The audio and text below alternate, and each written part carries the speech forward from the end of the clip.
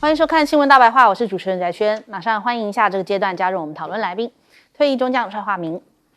大家好；国际事务专家赖岳谦，主持人好，观众朋友大家好；台大哲学系教授苑举正，翟轩好，各位观众朋友大家好。好，在这个中国大陆的11黄金周之前呢，我们看到了这个中国国家主席习近平他在人民大会堂发表了重要的谈话，谈到了台湾议题的时候又再次强调了要坚持一个中国原则和9·2共识，来深化两岸经济文化交流合作，促进两岸的同胞呢心灵契合，而且坚决是反对台独分裂活动，要来实现祖国完全统一所以在提了这个事情，赖清德做好了准备了吗？陆委会他有回应就回应了这个习近平这一番重提9·2共识的这一番话，他就说赖总统在就职演说的时候已经阐明延续4个坚持，不卑不亢，维持现状，追求台海和平，互利互惠共存共荣为共同目标，也就是说绕开这个9·2共识，不想去谈论这个9·2共识但是呢，川普的讲法来大家值得听一下，他断言中国将攻台，喊话台湾国防预算要占到 GDP 10个百分点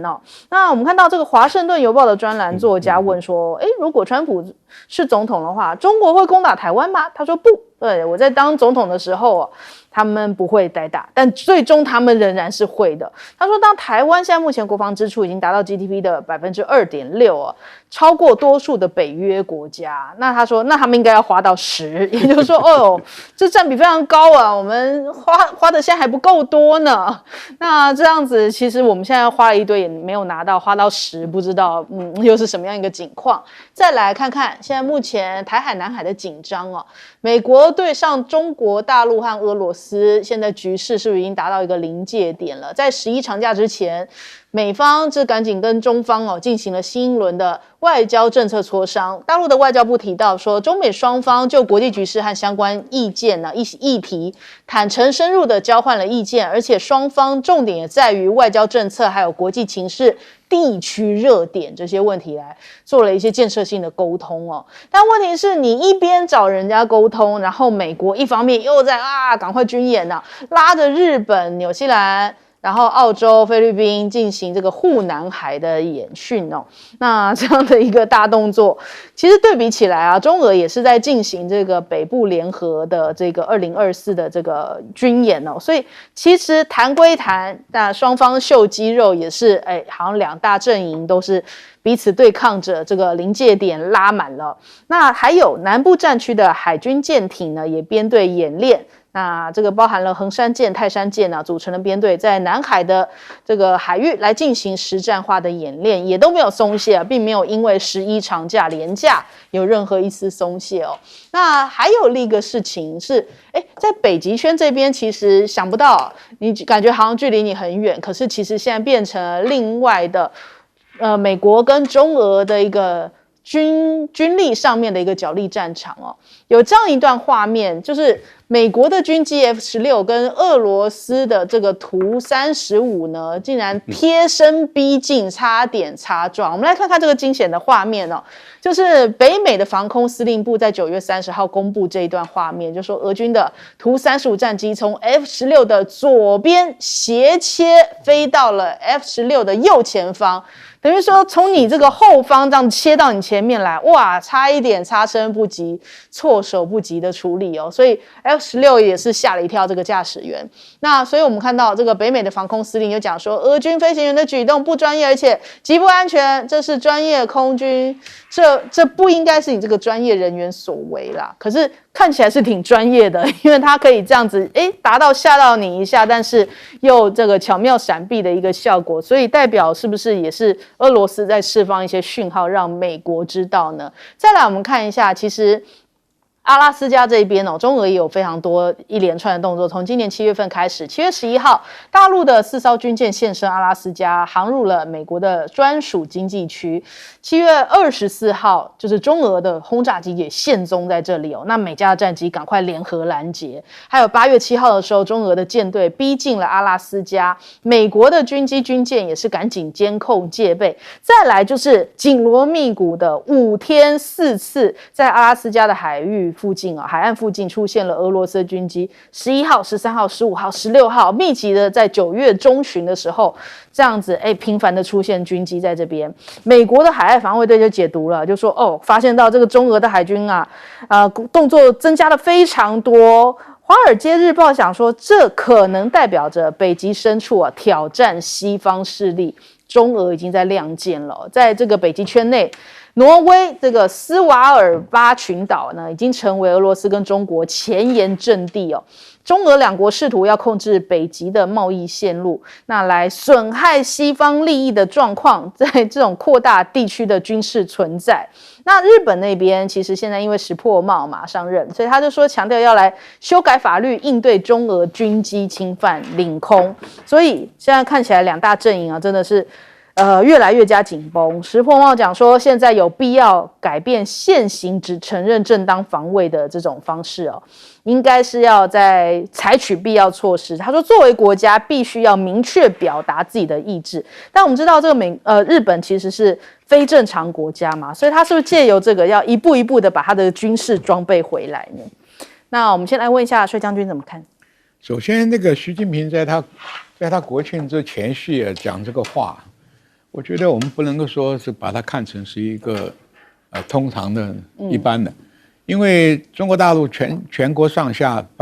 反台湾的台独的气氛非常高涨，对，支持武统的人也很大，所以有这个习近平还在既然是讲9·2共识一国两制这个比较和缓的一个论调。如果说台湾不做因应，还是赖清德讲的不签署任何一些和平协议，要把台独一路走到黑，一路走到底这个两相对照对台湾是非常危险的这是第一个。第二个，川普讲话，我们的国防预算还要加10%，我们现在2.8%已经吃不消了。第二个，他还讲中美迟早为台湾会开战，在台湾中国大陆对台湾迟早开战，但是美国会不会出兵？我讲绝对不会出兵。我们要站在美国的领导人的立场来讲，出兵打仗，我要获得什么样的利益，我要付出什么代价，这第一个要算的。第二个，我出兵有没有胜算，又是要算的。第三个，出兵以后后遗症引起中美大战，他又怎么样来应付？所以这个东西都是美国不可承受之重第一个，我台湾的利益，除了要你保护费先收，台积电搬家，把你的财力弄空了以后，台湾丢掉有什么？不费一兵一卒。可是要为台湾打仗，打不赢灰头土脸，对不对？打赢了，这胜算就会引起核子大战，这又是他没办法承受。所以我们怎么看呢？不要听那些政客我们花的钱请来到台湾来那些说客，那些当然讲嘛，美国会保护台湾，你那个是空头支票，你不是美国的领导人，你也没有算过美军的损失跟美军可不可能拿了我们的钱就在讲我们台湾人爱听的话，我们不要再傻了。另外，北极圈呢，是因为南海的通路受到马六甲海峡跟新加坡这边的峡口的限制，总有一天会被掐断。那中国的油源从欧洲来的话就会断了。那今天能够在北极航道天气转暖的时候能够开辟一个航道，对东北亚的这些国家来讲是一个安全通道。那不止台湾可以用，你日本也可以用对不对？日本用这个油道还比较短呢。你今天跟着美国在那糊弄，非要在南海闹事，因为南海闹事美国比较占便宜因为马六甲海峡跟新加坡的驻军跟印度的这些干扰，终究是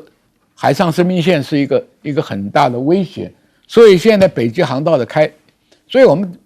观众看好中美的斗争呢，这个大国博弈就看围棋，他们在全世界各大洲布局；看东北亚跟南海呢，就看象棋。你这边当头炮，他那边就上拐子马；你要过逐兵过河，他就是蓝河车。这就是你在北边演，我在南边演，秀肌肉。所以象棋跟围棋大家看懂，这是他们两边在玩的游戏。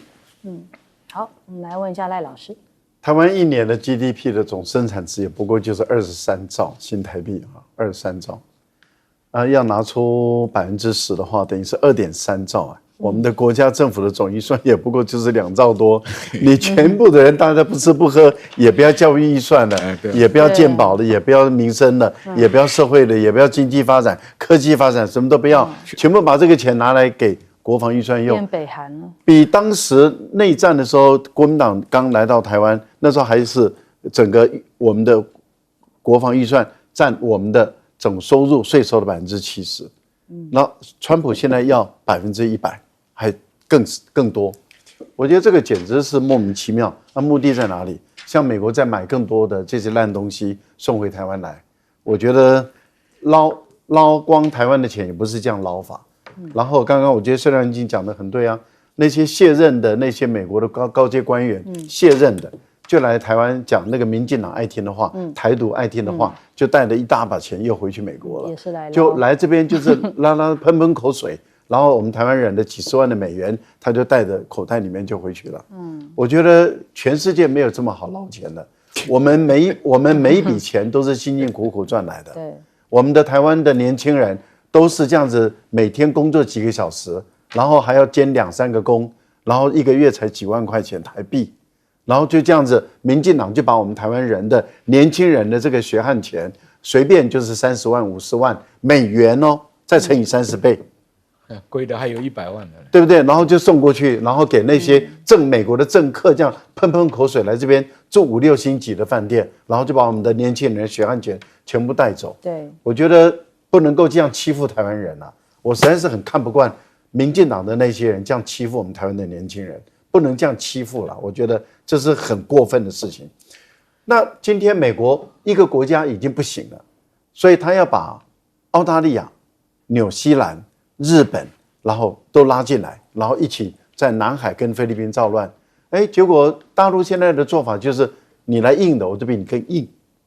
为什么？因为他们那天就是宣布，在9月28号说要在这个马尼拉的经济海域外面的海域，马尼拉的经济海域就跟黄岩岛就刚好重叠，因为马尼拉的外海到黄岩岛总共就只有240公里，我们都知道经济海域是200海里。所以黄岩岛到马尼拉的海岸线切一半，在这个一半里面，我们看到美国说要拉他们这4个国家，总共5个国家要在这个地方举行军演，大陆马上就宣布，南部战区哦，马上宣布，同一天突然间宣布，就在黄岩岛以整个海域举行空中、海上以及海警的实弹跟实兵演练，然后就是说随时准备打仗，也就是应战之准备都已经准备好了。那结果我们看到，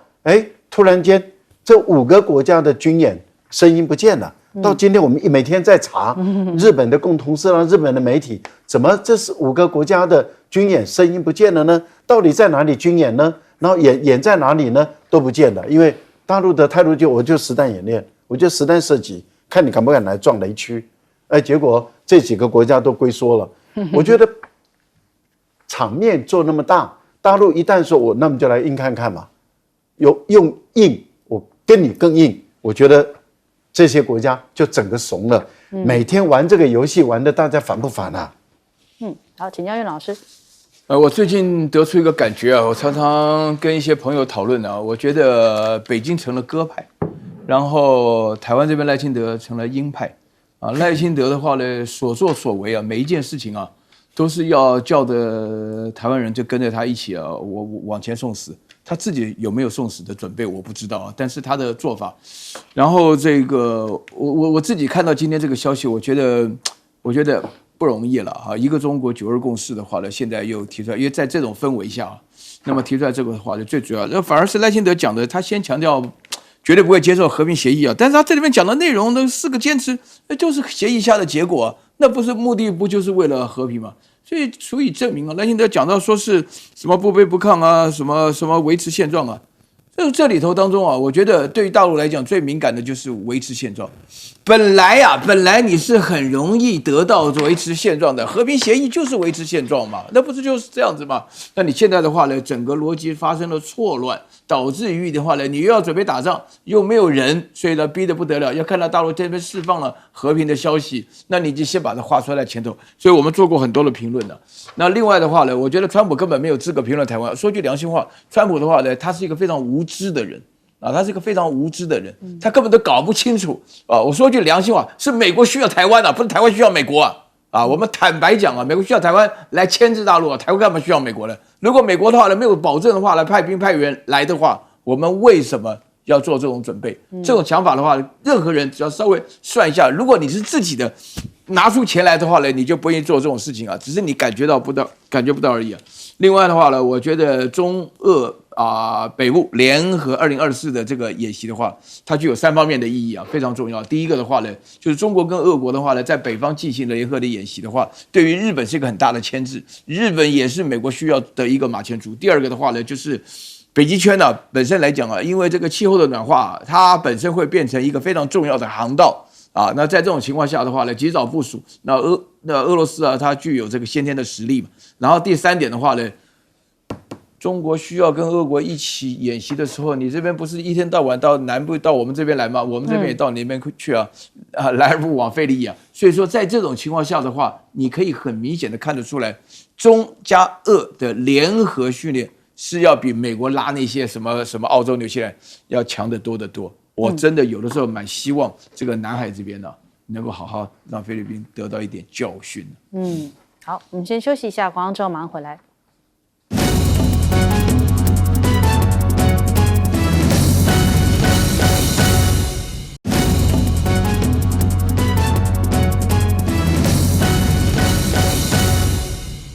好，欢迎回来，新闻大白话。我们马上来关注一下以军的斩首任务现在再度出动了，又狙杀哈马斯在这个黎巴嫩的这个领袖因为他们展开了新一波的这个斩首就是继真主党领袖遭到狙杀之后呢，他们现在周一再展开新一波的这个空袭行动，现在目标是在黎巴嫩的南部。那因为这个以色列他们狂轰贝鲁特嘛，所以我们看到像是哈马斯跟巴勒斯坦他们其他组织的这些领导人相继传出一些这个身亡的消息因为这个以色列这一波的攻势非常的这个剧烈那所以我们看到巴勒斯坦他们激进组织就讲到说，有3名的领导人在贝鲁特的空袭当中丧生这也是以色列首次针对贝鲁特市区的攻击。那黎巴嫩现在目前已经有超过1000人因此死亡了，甚至是这些高层一个一个都被瞄准成为这个被等于说暗杀或者是轰炸的一个目标。以军他们现在开会照也曝光，根据他们以色列时报的报道，他们有这样的一张就是可能猎杀名单图在他们的会议室的荧幕上面显示，这个辛瓦尔的头像上面被打了一个问号，就是现在还不确定到底他是生是死但是其他只要被他们暗杀的都已经打上叉叉的这样猎杀名单。那以色列甚至已经准备要开始下一波的战争，就是地面攻击。那加兰特以色列的防长他们讲说，下一阶段很快就会开始了，因为他们的坦克已经 stand by 了，已经在以色列跟黎巴嫩边境这边进行巡逻。他们的这些装甲部队呢，就是第188旅装甲旅他们现在已经做好打击真主党的准备。那目标很明确，他就说就是呢，要让那个制造出一个空间，让以色列北部的民众可以安心的重回家园，所以他们会动用一切的可能性来推进这个目标。所以像这个黎巴嫩的南部来进行这个地面这一波的攻击行动那所以他们的这个特种部队已经发动了一些小规模的突袭，比方说进入到真主党的地道。 CNN 就报道了，他说美国的官员证实，以色列的部队已经在这边展开了一些突袭行动地点就位在以黎边境这边。知情人士还提到，他们现在锁定南部进行一些小规模有针对性的突袭，那特别是要来收集一些现在目前真主党的相关情报，最快本周就会发动地面入侵，而且他们也要锁定真主党的一些设施。美国的国务院提到了，这个现在以色列针对黎巴嫩境内的真主党啊，他们说这是一个有限度的地面行动，所以美国看起来还在替以色列在讲话，就是这个以色列还好啦，他们也是自己有所克制的，好像想要淡化这样的一个色彩哦。可是世界各国会接受这个说法吗？就是纳坦雅胡是不是想要在中东当老大才是真实的情况？他真的会有所节制，是有限度的吗？这是大家觉得最大的一个疑问哦。那他们29号因为发动空袭啊，其实甚至呢不只是针对黎巴嫩，还对于也门同样也发动了空袭哦。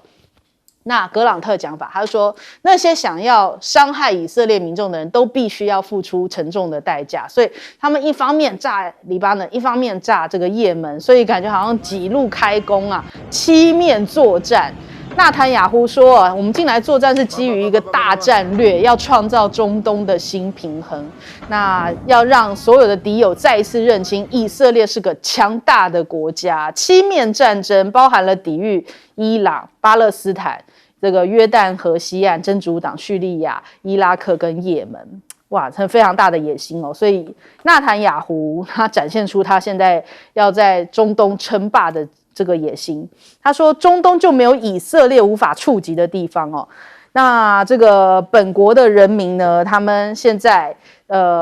就是代价就是要让中东深陷战争。我们来听听他的讲法。 Ask Mohammed Deif, ask Nasrallah. There is nowhere in the Middle East Israel cannot reach. When Iran is finally free, and that moment will come a lot sooner than people think, everything will be different. Our two ancient peoples, the Jewish people and the Persian people, will finally be at peace. Our two countries, Israel and Iran, will be at peace. 所以谁能够拉得住纳坦雅胡呢？拜登说他要跟他通电话，但没有告诉你时间点。通了电话之后，纳坦雅胡会听吗？我们来问一下帅将军怎么看。首先，我们现在观众要了解一下这个战争进行的节拍跟步骤。他现在跟7个国家开战，那事实上他很多主目标现在是黎巴嫩，因为其他的目标对他都非常遥远啊，威胁也不是那么大，只是给你一个痛击，让你感觉到痛。那么我们看这个黎巴嫩它为什么现在空袭了这几天，地面部队还没发起啊？各位啊，装甲部队啊，因为战车不适合长途奔袭的，他从别的地方调到黎南呢，他要火车或者是大卡车的车皮一辆一辆送到战场。因为装甲车途经个几十公里以后，它就会要维修了、加油了、补给了，很多问题，它很容易抛锚的。所以地面作战，它现在在积极准备嘛。那看一个旅的番号都出现了。那么空袭它现在在干些什么事呢？第一个大家都看得很清楚，利用很强大的情报网抓到敌人的指挥官、指挥所，那么摧毁人家的指挥中心。第二个，他预计达到的所谓缓冲区的距离之内，所有的碉堡了或者防线了，他要空袭把它吹破。那么第三个，他发现中间有像俄乌战争里面用城镇的话，他空军也要先做一个攻击。所以他这个我们可以预想，他的意图到底是在黎南要建立多少公里的这个纵深线，就是他终极目标。他不可能占领全部黎巴嫩的。第二个，他也利用黎巴嫩的矛盾，因为真主党并不是黎巴嫩的主力啊，黎巴嫩的国防军到现在没有出来啊。你的首都都被打了，你的国防军居然没有反应的话，就代表黎巴嫩里面不是全部支持真主党，他还有各种派系啊。所以这个问题啊，所以以色列看准这个，他敢大胆的用兵。如果说黎巴嫩全国一致跟你对干的时候，那以色列不见得能讨好。你打得越深，补给线越长，你的收获的战果就可能有问题。所以我们现在看就是说，也可能他讲的是对，局部战争，他就给你打到一个不能威胁我以色列的这个范围，30公里、50公里，那要看地形，要看到地图啊，它有天然的这个疆界的话是最理想，没有的话就是要把部队驻在那边，这个的话对以色列来讲是不利的。你要用兵力来形成防线的话，劳民伤财。另外对也门呢，就是说，因为凭良心讲，以色列的情报是很好，它可以摧毁那些火箭弹的基地，但是就战略上来讲，你已经把所有回伊斯兰国家埋下仇恨的种子，而这些种子将来没有能力跟你正面对抗，必然是全球发生恐怖活动。这是他们唯一能做的，因为这些国家无论军备、经济实力都不可能跟你以色列对面相抗。那拉塔亚胡为什么讲跟伊朗和平呢？因为伊朗是后面反抗以色列的一个发动机，输出飞弹、输出科技、输出恐怖分子。但是呢，这两国交兵有困难，距离那么远，中间又跨过别的国家，不能像春秋战国我借道去打伊朗，因为这也是距离很远，补给线都有问题的。所以他讲，打到你们服了，你拿我没办法，我们再来签和平协定，跟伊朗创造和平，这也都是假话。所以我认为这个中东的局会乱下去，不一定是正面。我想还有个局部战争打完以后，还会乱下去，因为哈马斯的年轻的一代不断的会加入，真主党也有年轻代加入，这些也门、伊拉克这种复仇的种子啊，已经种下，你不可能得到安宁。所以今天看他虽然是很强备的军力，讲话很压霸啊，我无远佛界，我要打就打。但是你要想换到以色列的安宁跟和平，是不可达到的任务，不可能。好，来请教赖老师。以色列在情报工作确实做得非常好啊，他充分利用了他周边的这些穆斯林啊、伊斯兰国他们内部里面的部落的、种族的、宗教信仰的、派系的之间的矛盾，他充分利用他们的矛盾，那么用利诱的方式，用收买的方式，他对于各个不同的派系之间的仇恨的对象，他本身对于这些领导人物的出没掌握的非常的精准，所以他的情报是非常有效，这是第一个。第二个呢，就是他利用他的高科技，他能够在掌握到情报说他所要消灭的那个领导人的行踪的时候，在第一时间最短时间内就用高科技武器把他歼灭了，把他消灭了。所以我们看到他的突击行动，他的都是非常的有效。那再加上他经过相当长时间的政治上跟美国的协助下，他在东部地区，也就是他的东部这个整大片地区，约旦是亲美的，所以跟以色列关系基本上是比较缓和的。那约旦就构成了他的一个屏障。南部的埃及他也改善了跟埃及的关系，所以埃及的不会再像过去一样越过西奈半岛，那么直接跟以色列作战。那它的外患就来自于北部、东北部的问题。东北部它强占了戈兰高地，所以就用戈兰高地，戈兰高地是叙利亚的，它强占了，把戈兰高地跟叙利亚就把它隔开了，再透过美国的手，在叙利亚内部制造内战。所以叙利亚的长期的内战使叙利亚的什叶派的政府，它基本上来讲是比较削弱的，并不是像过去一样比较强大的。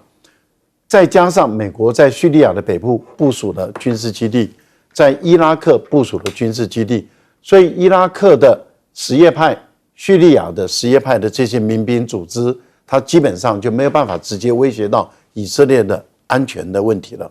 所以它北部只剩下，那当然就是黎巴嫩了。那黎巴嫩的真主党大部分的活跃的地区就是在于南部地区，也就是跟以色列接壤的地方。那你看到以色列内塔尼亚胡在这段时间内，不管是传呼机 BB 扣，有效的把这个真主党的这些干部的这些指挥能力把它削弱了。接着连续这段时间的轰炸，其实黎巴嫩的真主党的作战能力确实被削弱。那在这个情形下怎么办？他唯一最担心的，其实一个就是也门的胡塞组织，如果他拥有这个俄罗斯提供的高尖端的这些导弹，这个对以色列本身就会构成威胁。目前还在谈判中。那原本主要谈判的对象是谁呢？是伊朗的前任总统，由他来负责也门跟俄罗斯的谈判，结果他撞击死了。所以这个整个就停掉了。那不然的话，今天以色列没有办法打得那么顺手，所以他现在打得很顺手。你可以看到伊朗的问题，还有也门的问题，没有办法支援，他当然就借这个机会把真主党就做成尽量的消灭了。好，请教苑老师。我觉得以色列可能改变了战争的形态，整个大布局现在回想起来的话，首先这个先是从去年10月7号到现在加萨走廊的问题解决以后，对于真主党的问题的话呢，大家要了解啊，这个纳斯拉鲁的话是全中东最有名的什叶派教徒的领导人哦。那他现代化被干掉的话呢，足以证明就是说，以色列的话呢，我觉得心理上，他的感觉上，他的战略方式的话是有3方面的。第一个是情报战，第二个是心理战，然后第3个是压力战。啊，请大家了解，以色列的摩萨德的话呢，这个情报啊，就是让他们现在想起来，传呼机跟对讲机的爆炸是他们整个战略中的一部分，让你必须面对面谈判的时候集中的轰打，干掉了7座这个大楼的同时。干掉了7、8个真主党的重要的领导人物，其中包含了来自那个哈马斯的，来自这个伊朗的啊。那所以说呢，这个情报上是准确无比啊。那么第二点的话呢，在心理上来讲的话呢，就画出来你的脑袋上是一个问号，剩下都是叉啊。我觉得这个在心理上的威胁也是非常可怕的。然后第3点的话呢，就是说刚刚看到纳坦雅胡对于这个伊朗的喊话是非常非常罕见的。这么久来，我关心中东的消息，从来没有看到以色列对伊朗讲过任何的就稍微软化一点的口吻。但这里面讲说，我们2个都是古老的民族，我们可以握手言欢，而且完全在你的一念之间。他要说明什么呢？请大家稍微注意一下，现在伊朗的总统叫做佩泽西奇扬，他不久前在联合国大会的发言里面所讲的内容，因为大家都原来知道他是一个亲西方派。那现在的话呢，以色列在做这个过程的当中，不管是他的情报也好，心理也好，以及压力也好，他们就会发觉说，所有的包含的这个胡塞武装啦、哈马斯啦、真主党什么的，都是伊朗在暗中支持的。那么所以说呢，擒贼要擒王，他现在呢不搞这个伊朗了，反而跟伊朗讲说，我们可以握手言欢，一起达到和平。只要你一念之间的话，我们就拥有和平。它里面传递了一个非常重要的讯息，因为伊朗现在目前正在自己清里面的内奸呢，大家都很怀疑，因为伊朗这一阵子的话，被暗杀的重要的阁员总统啊，然后这个大臣、物理学家，包含这个去参观伊朗这个总理的这个哈马斯的这个鲁哈尼什么的，通通都被暗杀了。那这种情况下来讲的话呢，伊朗现在发觉实在是自己的情报网出现了一个极大的问题，在清理内奸的情况下，那个伊朗现在的总统，就宗教领袖这个什么哈梅尼啊，就马上转移到安全的地方，几乎无所遁形啊。其实我觉得纳坦雅胡的这个口气啊，对伊朗喊话说，你要承认你不是我的对手，就像是说是10日战争结束后，埃及、那个约旦啊，这个都要承认，如果不是以色列的对手的话，就要签和平协议。所以我觉得以色列用这种方法极度的施压情况，要改变了这个战争形态。所以说，在这种情况之下，大家必须要了解中东的形势，在美国的支持下，以色列极有可能用最残暴的方法得到他要的胜利。好，我们先休息一下，广州马上回来。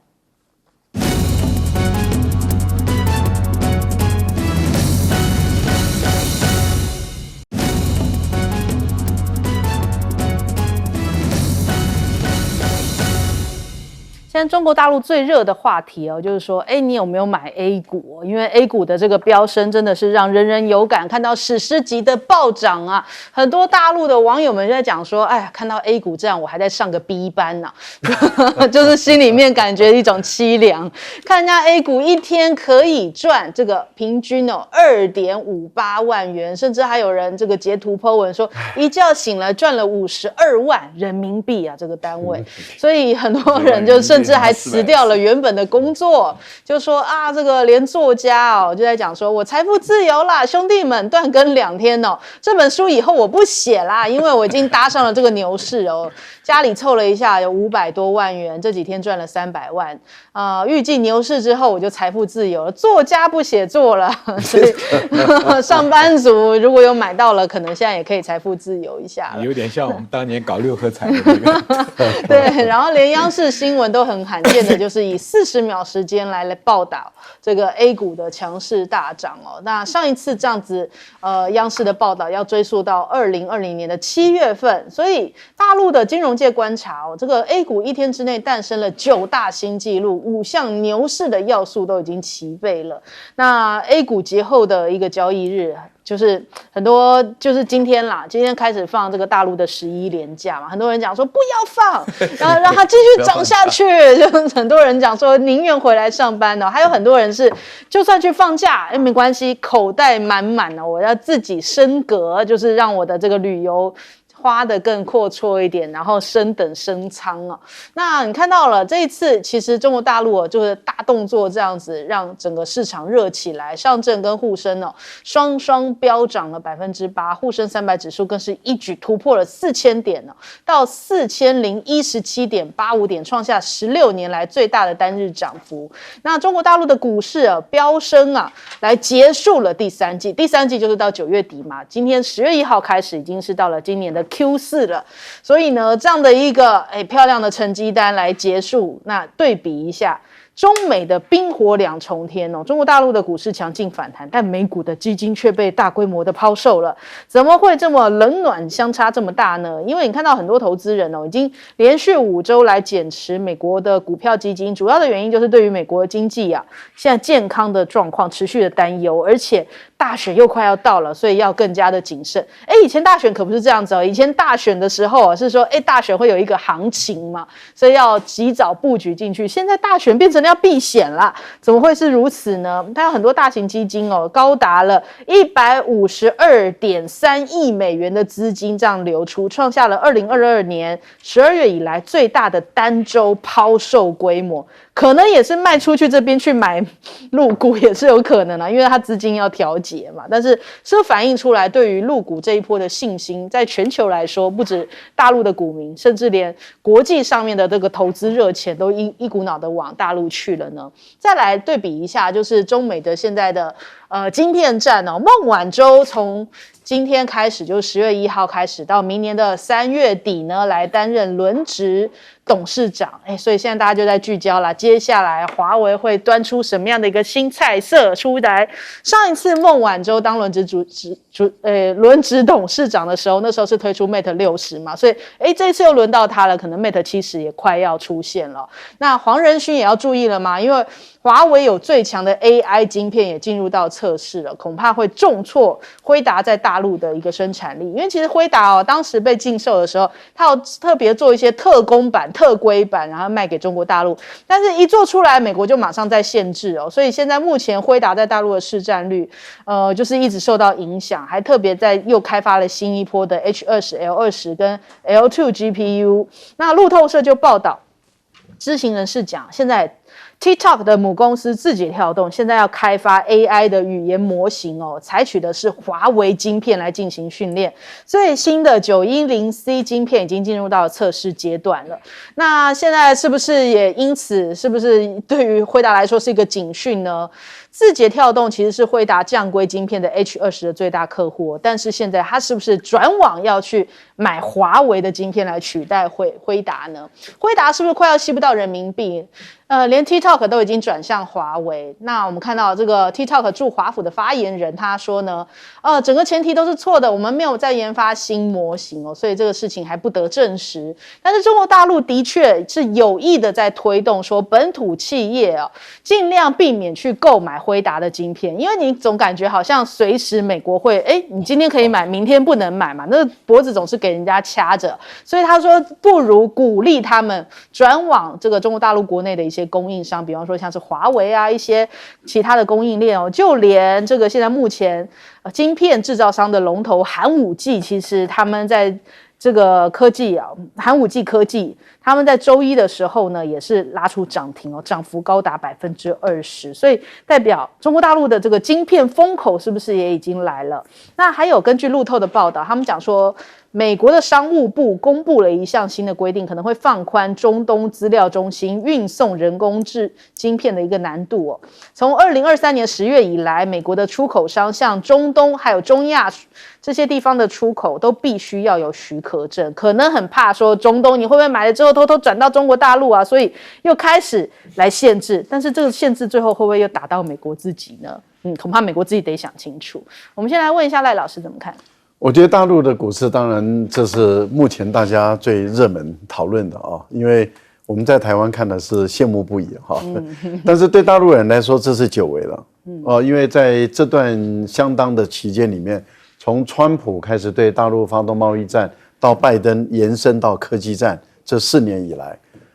我们注意到美国也好，台湾也好，日本也好，或是印度的股市都一直往上走，一直往上走。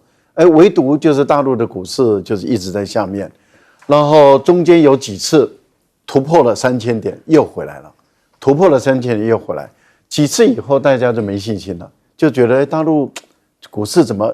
应该要起来了，怎么又回来了？应该要起来了就要回来了。那所以这一次的反弹一下子突破了3200到3300的时候，你看看其实忧喜参半啊。目前来讲，我们严格上来说，大概就是贪婪跟极端恐怖极端贪婪跟极端恐怖的这种情绪交织在一起。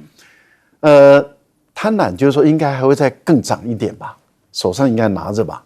恐惧就是说会不会往下修正会不会又泡沫又没了然后有些人说6、7年了，3、4年了，我总算解套了就有些人他就把它卖掉了。卖了以后怎么看还在涨啊？我怎么然后再追进去以后，它又下修了，又被套住了你就可以看到，永远在这个交织的过程中，其实就越交织，就代表股市又越热。如果一直热下去的话，一直在这个交织中的时候，股市就会热相当的一段时间了。就是不断的上去修正，上去修正，可是也有可能就越推越高，越推越高。那当它在慢慢的形成了一个趋势了以后，你会看到世界各国的热钱就开始往那边倒进去了，搞不好连台湾的基金也开始往那边倒进去了。ETF 最近大家都在买。对，然后很多可能，尤其是中东，往香港、往大陆这边开始在倒了。那很有可能原本涨高的股市，它的这些活水开始被掏出去了，它开始往下跌了。那这很有可能就会发生的事情。央视会用40秒来报道，这是很罕见的报道股市，这代表什么？这样的一个现象已经是不可忽视了。这另外一个讯息就是，11长假之后会不会再继续往上冲？我想很多股民的焦虑就在这点上。好，来问一下苑老师，今天是11大陆的国庆日，祝生日快乐之外也非常高兴能够先在过国庆日之前呢发了个大红包那么这个红包呢发的过程当中，除了这个银行降息降准解决房地产问题有非常多的这个非常有效的措施之外另外的话呢，我看到了一个对子非常有趣上联叫做武则天守寡那下联什么呢？因为武则天要嫁给谁呢？武则天嫁给唐高宗，唐高宗叫李治，所以说是下联是失去理智是这种情况，所以大家要了解，就是说股市呢，通常来讲上上下下是正常嘛，对不对？那暴涨成这个样子我创业板真的暴涨成这个样子的话呢，因为我自己本身也比较注意这方面的消息我觉得这是实属罕见。但是除此之外的话呢，我觉得有2件事情呢要稍微提出来，要解释一下。这个对于这个国外，因为我特别注意到，因为高盛很多的分析师都会强调中国的股市非常值得投资，然后呢，在引发了大家的兴趣都会觉得中国不一样。有2件事情，第一件事情就是大家这个津津乐道的这个洲际弹道导弹那这个一射出来的话呢，就会使得那个资本本身有2种，一种的话呢是魔力的资本，啊，就是投资的；另外一种呢叫避险的资本。那现在发觉的话呢，这个中国本身来讲，有这个洲际弹道导弹呢是极度安全的一个环境啊，所以说呢就是非常适合避险，这是第一点。这第二点的话呢，我觉得呢，这昨天我看到在深圳呢升起万架无人机啊，哇不得了啊！所有人看到那个万架无人机的话呢，能排出各式各样的花样啊，就是你可以想到的都有啊，而且的话呢非常仔细啊，因为万架的关系的话，感觉上抬头看天上有个大荧幕一样，其实都是无人机所构成的，非常非常多人发掘啊，这个无人机的技术，我讲起来有一点不好意思，因为美国最近还搞了26家的美国无人机到台湾来吸引台湾这边投资生产啊，这个我在猜啊，大陆的领先应该是遥遥领先之外啊，那极有可能听说不但有万架的无人机升空，而且它这个无人机的厂商有上万家，所以这个是我特别去问过啊。所以说，在这种情况下的话，大家会觉得说，中国的工业生产啊，以及中国的这种科技的进步，连带的使得大家想到说，是目前为止，大家既然就觉得说，英伟达这边的 NVIDIA 的这种芯片呢，我觉得大陆不会跟美国买芯片，当然是完全可以理解，是非常合理的。第一点的话呢，就是说，美国就像刚刚这个主持人讲的，美国的话呢，忽然卖忽然不卖，然后想尽办法的话呢，这个谁受得了？因为这种东西的话，在整个投资是要讲长期而且要稳定的。然后第二点的话呢，就是说这个中美的关系的话呢，非常不好啊，那你都不晓得它出现什么东西啊，然后这种情况下会有什么样的一个需要预防的地方。然后第三点，我觉得现在从以色列的事情过后啊，大家对于美国以美国为首的国家所生产的无线通讯，只要是有无线可能性，都有后门呐、就是围堵，没有人敢买。那你不靠自己生产，你又不敢买，又要发展这种科技，所以说这个是完全可以理解，中国要发展自己的 AI 芯片。好，请教将军。这个我们整个看啊，中国大陆最近好几年的经济上一直在往下走，这个因为是消费萎缩，大家不敢消费。再加上恒大房地产了，几个碧桂园的房地产了，地方债务了，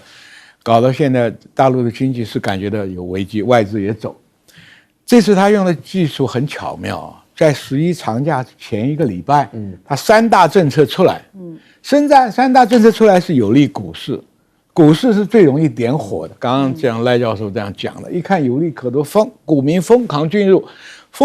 以后，外资就来了，热钱进来了。这个东西就像我们以前干过的时候叫火锅政策了，我提供一个锅，下面一把火，赖教授放豆腐，袁教授放肉，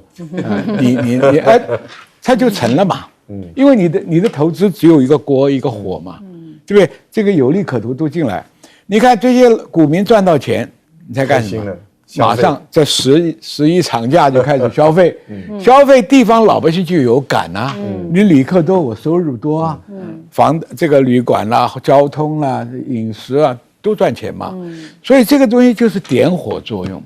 但是这把火能不能烧很久，值得观察，因为股市有时候也会泡沫化，你除非你有外资后面接手往里面穿，因为这些东西我们台湾都有经验嘛，以前。那个股市红的时候，那些大妈每天下午就喝下午茶嘛，证券行业关门就有钱的嘛，出国旅游干什么都来。所以我们的观察就是说，它是一个点火的行动。那个火能不能维持？我不是经济学家，但是火是烧起来了。我们在11长假完了可以看到，没有人可以预测，没人可以预测了。第二个，我觉得辉达很惨了。你一进我就要求开发新的晶片。来适应大陆，那你开发的快还是进的快啊？你今天开发一款，明天一纸命令就没有了，你前面开发的钱也跑了。所以这个问题啊，美国这个小院高墙啊，不止伤到别的国家，自己国家的，黄仁勋是美国的，对不对？是你自己的这个东西啊，所以人呐都是逼出来的，就跟以色列一样，是逼出来变成非常好战。中国大陆的经济何尝不是逼出来的？华为不是逼出来的吗？逼了好多年了，现在蹦出来，势不可当。所以这个问题啊，我们在战略思考的